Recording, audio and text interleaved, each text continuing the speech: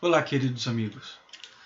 Algo que eu tenho visto muito nas redes sociais, gente que mora ou não morou, nunca morou em São Paulo, falando Haddad não foi reeleito prefeito de São Paulo, foi um péssimo prefeito, pior prefeito. Olha, duas coisas que eu quero falar nesse vídeo é importante vocês assistirem. Primeiro, as razões porque... Três coisas, na verdade. Primeiro, as razões porque ele não foi reeleito. Segundo, porque ele não foi o pior prefeito de São Paulo, eu vou dar exemplos históricos, aliás, sei mais sobre isso do que a minha própria cidade de Santos, né? Sei mais do histórico mais recente da própria história assim, do século XX de São Paulo do que de Santos, né? Nomes de políticos e os feitos e o que marcaram as candidaturas. E terceiro, porque Haddad foi um excelente prefeito de São Paulo, e isso eu posso dizer morando em São Paulo. Fui morar em São Paulo em 2012 e 2013, que é quando começa a gestão Haddad. E vivi todo esse período, vivi um pouco do Dória também e tal. Bom, gente, então a primeira coisa que eu quero dizer é, não sei se é a primeira que eu disse antes, mas vou dizer agora, por que ele não foi reeleito. Veja, nós estamos falando das eleições de 2016. Ele próprio falou sobre isso, né? Havia um antipetismo muito grande. E de fato havia todo um antipetismo, uma insatisfação com as pessoas, que é justificável com o PT, por causa de casos de corrupção e tal. E em relação a Haddad em particular, a grande queixa do eleitorado paulistano é que ele tinha multado muito os carros, né? Multado muitas pessoas. Mas isso não foi só o determinante. Eu andei muito de Uber e de táxi em São Paulo, né? Então conversei bastante com motoristas e tal, com as próprias pessoas. Na verdade, não foi muito por isso.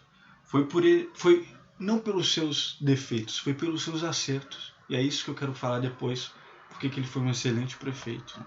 Quer dizer, majoritariamente, a população paulistana, pobres e ricos, é constituída de bárbaros motorizados, né? Esta é uma expressão que estava no artigo de um ótimo sujeito na Folha, nos anos 90, que infelizmente eu não estou aqui com o nome dele. São bárbaros motorizados, pobres e ricos, nos anos 90. E para onde vai este modelo urbano? Então, quer dizer, aí eu já pego por que Haddad foi um excelente prefeito. Ele iniciou um trabalho de mobilidade urbana, né? Privilegiou o transporte público, com os corredores de ônibus, por exemplo. Fez as ciclovias. Se aqui ou ali elas eram defeituosas, isso é algo que é passível de crítica, mas o ciclismo e o ativismo ciclista em São Paulo também é muito grande, né? Uma cidade daquele tamanho tem que comportar as três coisas: transporte público, ciclistas e carros individuais. Mas o que a Haddad fez na mobilidade urbana, e que ele ganhou prêmio internacional por isso, foi porque ele esteve alinhado com a mentalidade de vanguarda das capitais no mundo inteiro, onde este é o modelo urbano. Não só as ciclovias, que você vê em toda a capital bem desenvolvida, como o transporte público é privilegiado.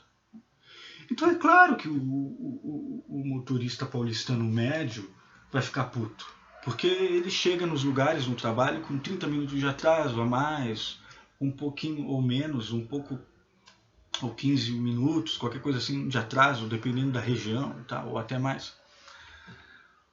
Eu lembro do Emílio Surita, da Jovem Pan, do Pânico, falando diante do Haddad numa das entrevistas enquanto ele era prefeito.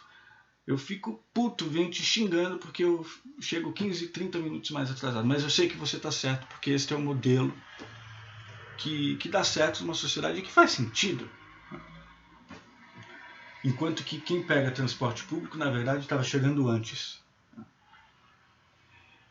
Veja, então esta mentalidade conservadora, provinciana, da mentalidade paulistana, ela também foi determinante na não reeleição dele, acrescido do antipetismo, e o fato de se queixarem dele ter mutado muito. Outra coisa que deixou eles indignados, insatisfeitos, isso eu ouvi muito de muitos motoristas, que para mim é quem não tem carro, e até mesmo quem tem e é sensato, acha que o que Haddad fez foi certíssimo, né? Diminuir a velocidade das marginais, por exemplo. Para quê? E isso com pesquisa, com dados, inclusive ele mostrou depois que isso foi abandonado, ele mostrou, Eduardo e Suplicy mostraram como aumentaram o número de acidentes e de mortes. Então diminuir a velocidade nas marginais para diminuir a incidência de acidentes e de mortes, ou até acabar com mortes. O cara não quer, o cara quer ir o mais rápido possível. Foda-se acidente, né? Foda-se o ciclismo, foda-se o transporte público. Mais ou menos por aí. Então tudo isso colaborou para a não reeleição de Fernando Haddad.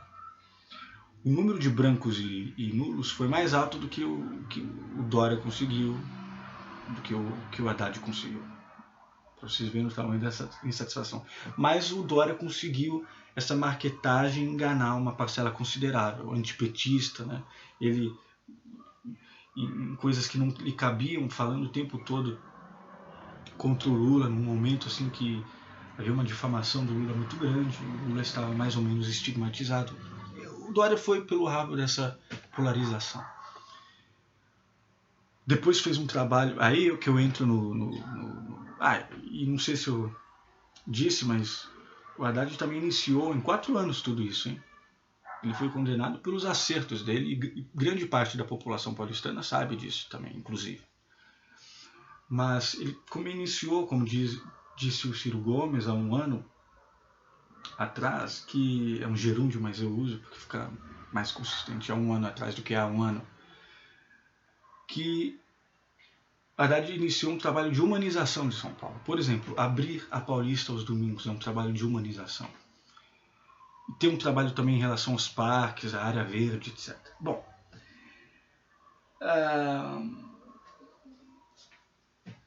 o Dória, quando chega, ele faz uma ação desastrosa na Cracolândia junto com o Alckmin, espalha a Cracolândia, um movimento autoritário e policialesco, que não resolve o problema, lógico que não resolve, só piora. Autoritário, ditatorial, junto com o Alckmin no governo do estado. Ele usa a prefeitura para se autopromover, né, como um sujeito metrosexual, narcisista ao extremo, abandona a cadeira, né, e faz antes disso, ele faz para ir para o governo do estado, quer dizer, passa a perna no Alckmin, inclusive faz aquilo que ele foi condenado recentemente por causa da cidade linda, o slogan, em que ele pinta de branco como um cemitério vários trechos, lindíssimos alguns trechos, com grafites de artistas, assim, grafiteiros renomados. Eu morava, uma das minhas moradas em São Paulo, eu tive várias, mudei muito, já ainda na prefeitura de Haddad, foi na Cardeal Arco Verde, em Pinheiros. Tinha uma escadaria toda pintada, grafitada. Ele foi lá, passou tudo branco. Os corredores, as grandes avenidas grafitadas, como todas as capitais do mundo. Ele foi lá, passou tudo branco. Quer dizer, isso, tipo uma pira de Jânio Quadros. E é aqui que eu quero entrar os piores prefeitos de São Paulo, na verdade. Haddad está longe. Haddad foi um dos melhores. Inclusive em questão de contas públicas. Outro feito dele. Recuperou aos cofres da cidade dinheiro desviado, dinheiro corrupto de várias gestões anteriores, por exemplo, do Maluf nas Águas Espraiadas. Bom, então a administração e gestão pública, que aliás ele começou a lecionar na INSPER. O Dória faz esse trabalho de marketagem, né, de enganação, né, depois abandona o cargo, isso é uma coisa desastrosa. Vejam, São Paulo já teve o bandido Maluf na ditadura, no Partido da Arena, ditadura onde ele desviou muito, inclusive com o Minhocão, e depois na redemocratização nos anos 90, onde ele disputou com o Suplicy no segundo turno, né? E foi recentemente condenado por corrupção que ele praticou naquela época, enquanto foi prefeito, ganhando de um homem da estatura do Suplicy, para vocês verem como são as coisas. O eleitorado paulistano votou no Maluf, que não só roubou, como criou aquele negócio de rota na rua, que era uma coisa fascista, autoritária, né? Não resolvia a criminalidade, só aumentava, como toda a política nesse quesito de violência contra a violência. Vejam o Major Olímpio, de São Paulo também.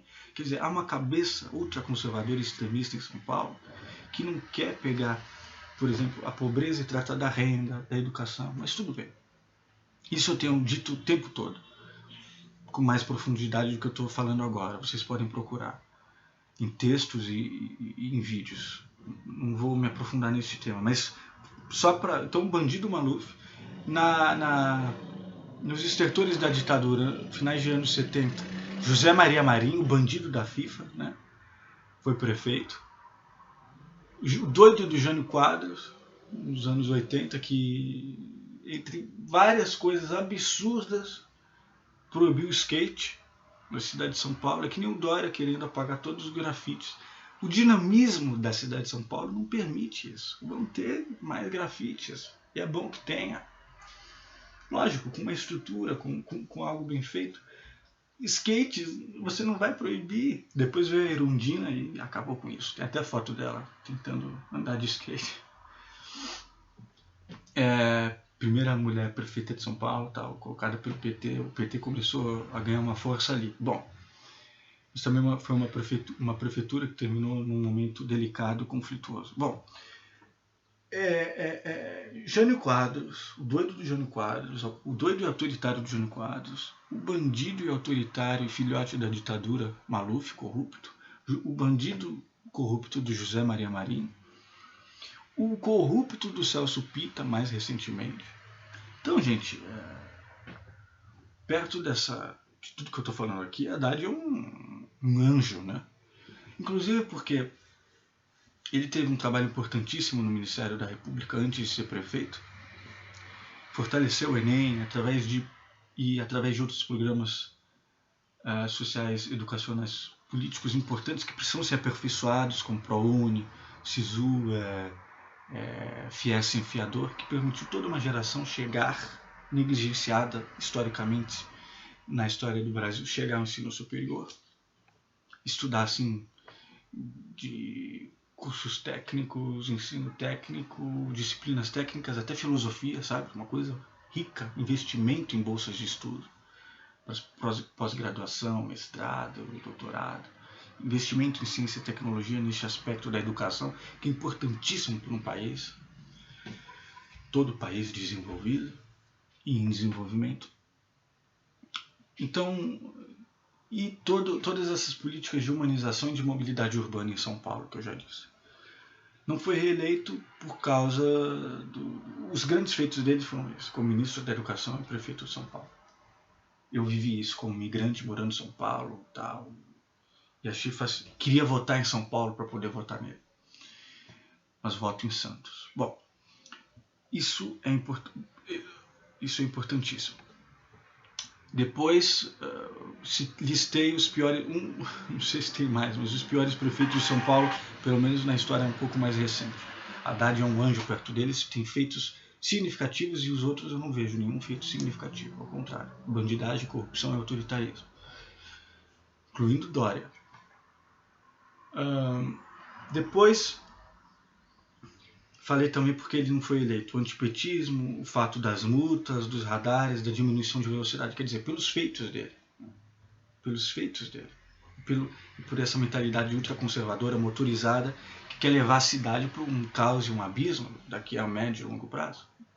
Uma hora ou outra, São Paulo vai ter que enfrentar todas essas questões. Senão é morte. Não só de poluição, como caos e barbárie. Né? Área verde, mobilidade urbana, humanização de São Paulo.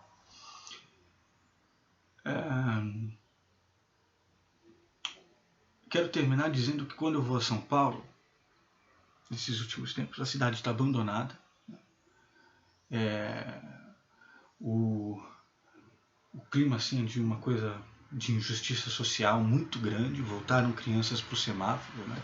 Nas cidades brasileiras inteiras, mas como São Paulo é uma megalópole e é um centro de convergência do Brasil inteiro, isso é flagrante, mais flagrante. Né? Muitas famílias morando na rua, famílias mesmo, as pessoas trabalham, têm filhos, mas não têm condição. estão na informalidade, sem direito trabalhista nenhum, sem direito social nenhum, sem direito humano nenhum, sem renda, sem teto, às vezes sem alimentação, e não tem dinheiro para pagar um aluguel. Às vezes trabalha, mas não tem esse dinheiro. Então, o que o Estado precisa fazer? Uma justiça social de igualdade de oportunidades, de renda, de teto. Bom, mas isso já é algo que precisa ser mais aprofundado. Eu só queria falar em relação a São Paulo, porque Haddad foi um excelente prefeito, não foi um dos piores. Listei aqui dados, argumentos, citei nomes, referências, os grandes feitos dele, por que ele não foi reeleito e como São Paulo está hoje. Quer dizer, poderia ter apostado nessa perspectiva, numa continuação dessa perspectiva. Mas tudo bem. Democracia, assim, nem sempre se vota no melhor. Quer dizer, nem sempre, muitas vezes se vota no melhor, uma parte considerável da população, mas nem sempre se elege o melhor ou o mais correto. Então isso é apenas para desfazer certas mentiras, farsas ou desinformações mesmo, e para informar as pessoas. Sempre considerando que essa não é apenas uma opinião minha, como é uma vivência empírica minha, e como é um estudo meu com dados, com pesquisa, com fatos, argumentos. Né? Você pode pensar diferente, mas isso é irrelevante se você não tiver uma argumentação realmente consistente. Então, por enquanto é isso.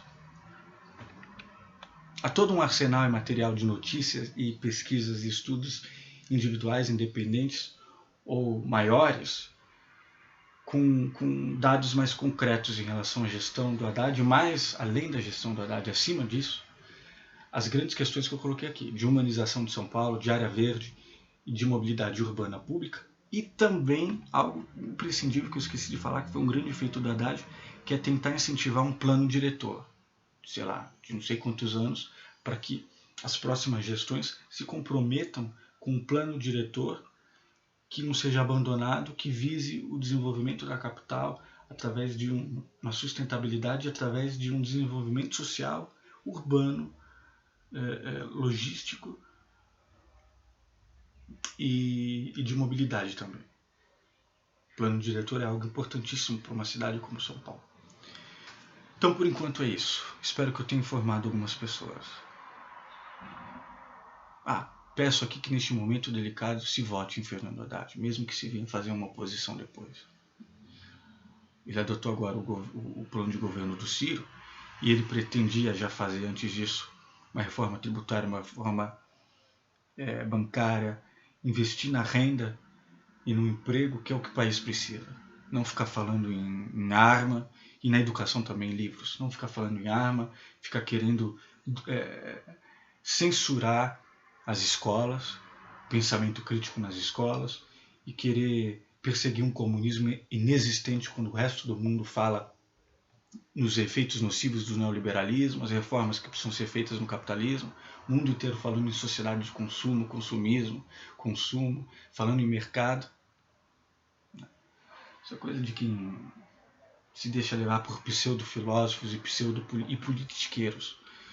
O mundo inteiro, no máximo, fala em social-democracia, que é o que o Haddad anunciou na entrevista para a Globo. Né? Uma social-democracia, reformas que precisam ser feitas no capitalismo.